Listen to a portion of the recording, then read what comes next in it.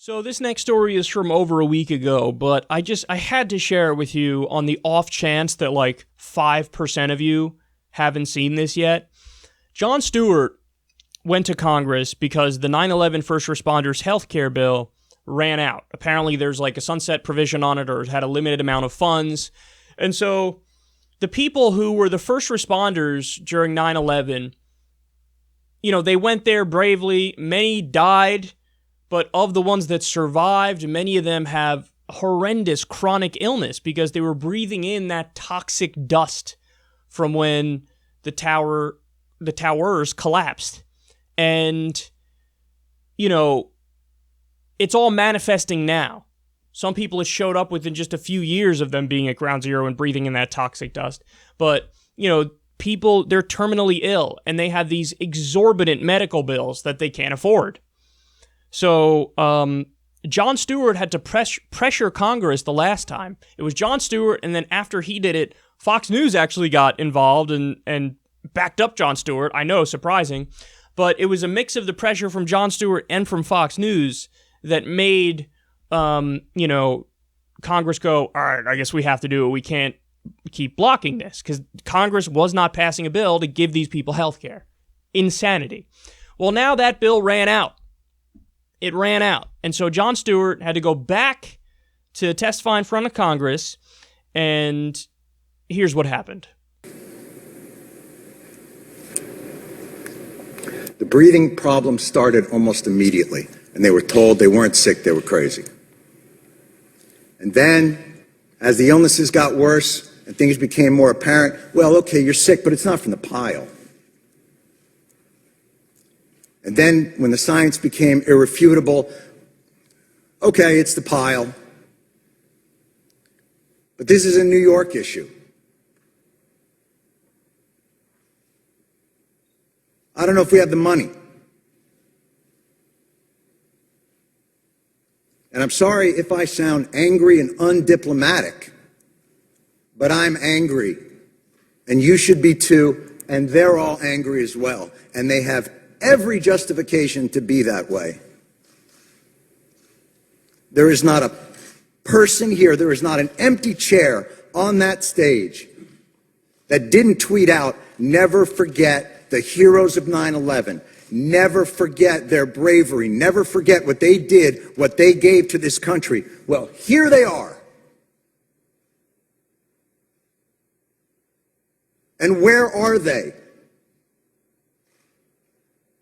And it would be one thing if their callous indifference and rank hypocrisy were benign, but it's not.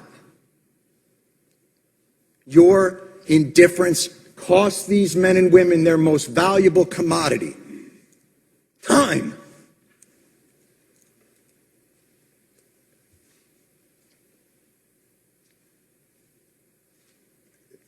It's the one thing they're running out of. This should be flipped. This hearing should be flipped. These men and women should be up on that stage, and Congress should be down here answering their questions as to why this is so damn hard and takes so damn long. And why, no matter what they get, something's always pulled back, and they got to come back. Mr. Johnson, you made a point earlier, and it was one that we have heard over and over again in these halls, and I couldn't help but to answer to it, which was, you said, look, you guys are obviously heroes, and 9/11 was a big deal, but, we have a lot of stuff here to do. And, we got to make sure there's money for a variety of disasters, hurricanes and tornadoes. But this wasn't a hurricane. And this wasn't a tornado. And by the way, that's your job anyway. We can't fund these programs. You can. Setting aside that no American in this country should face financial ruin because of a health issue. Certainly 9/11 first responders shouldn't have to decide whether to live or to have a place to live. And the idea that you can only give them 5 more years of the VCF because you're not quite sure what's going to happen 5 years from now, well, I can tell you, I'm pretty sure what's going to happen 5 years from now. More of these men and women are going to get sick, and they are going to die. And I am awfully tired of hearing that it's a 9/11 New York issue. Al-Qaeda didn't shout death to Tribeca.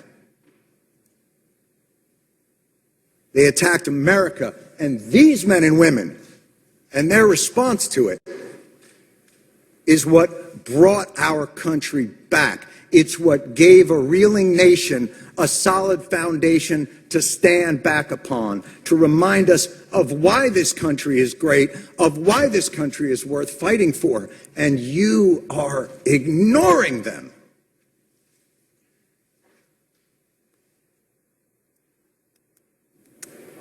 And you can end it tomorrow. Why this bill isn't unanimous consent and a standalone issue is beyond my comprehension. And I have yet to hear a reasonable explanation for why.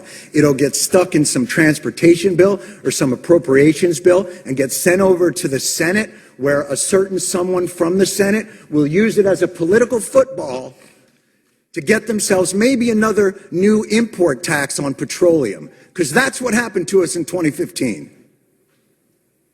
And we won't allow it to happen again. Thank God for people like John Field. Thank God for people like Ray Pfeiffer. Thank God for all of these people who will not let it happen.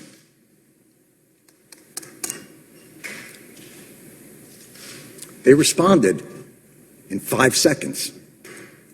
They did their jobs with courage, grace, tenacity, humility. 18 years later, do yours. Thank you.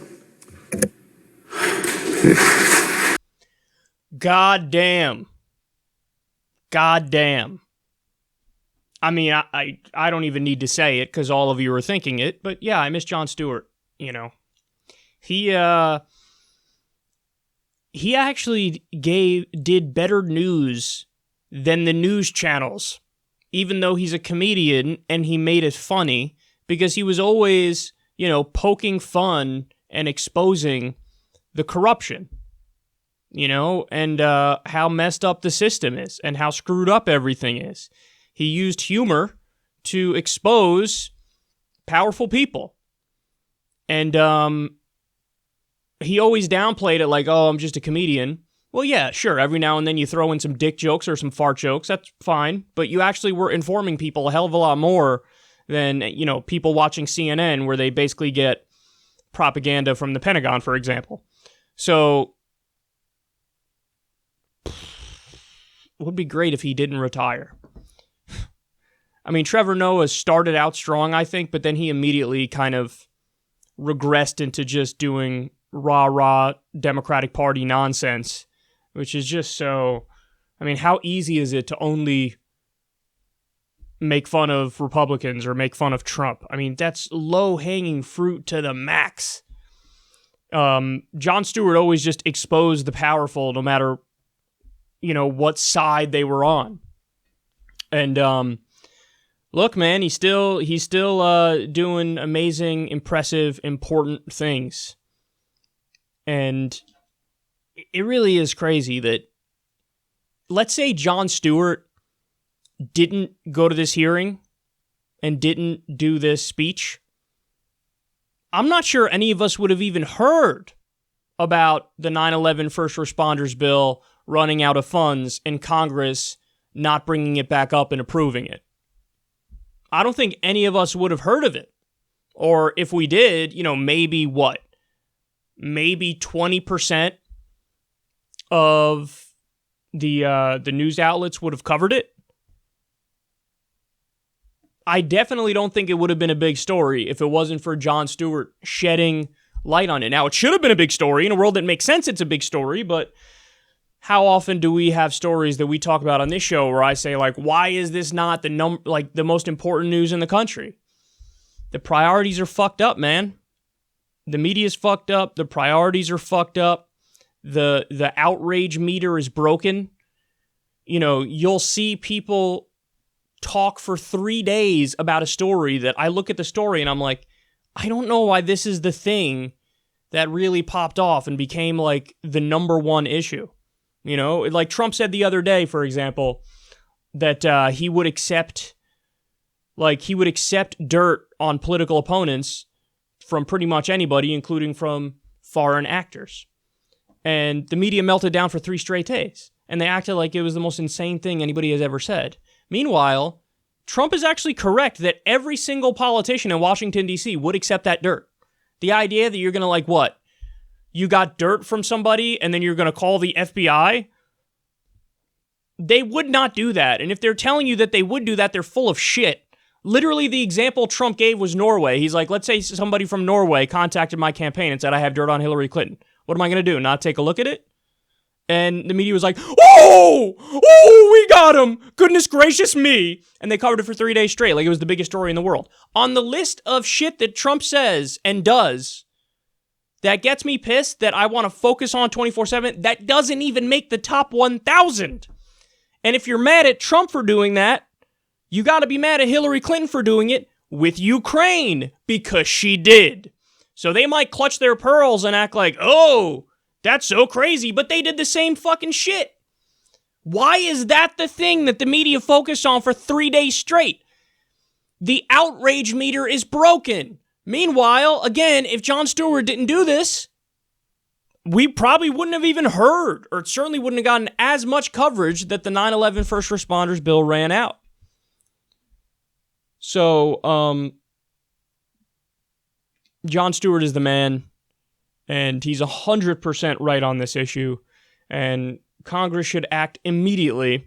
And the broader question is, and the broader point is, it's not even just the first responders. I mean, it's a good issue to bring up because of how egregious it is. It shows how fucked up everything is, where even these people who everybody regards them as heroes, like, even they have been fucked by our system.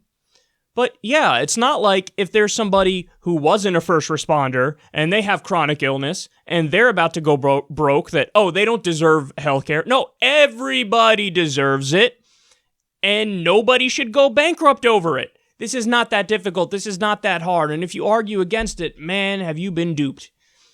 You know, you have been brainwashed, and you rationalize a corrupt and broken system.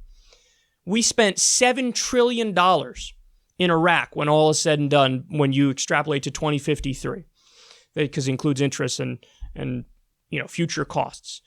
But $7 trillion on a war that shouldn't have happened, and it was illegal and offensive. And you're saying we can't have healthcare for everybody when every other developed country manages to have healthcare for everybody? It's just, it insults our intelligence, man. That's what it does. So credit to Jon Stewart. By the way, one of the people who was at this hearing with Jon Stewart, you can't see him in this picture. He was sitting next to him. He, yesterday, the news came out, he was just moved to hospice care. So he's going to die. He's going to die. And they have to go to Congress to fight so that they can get health care.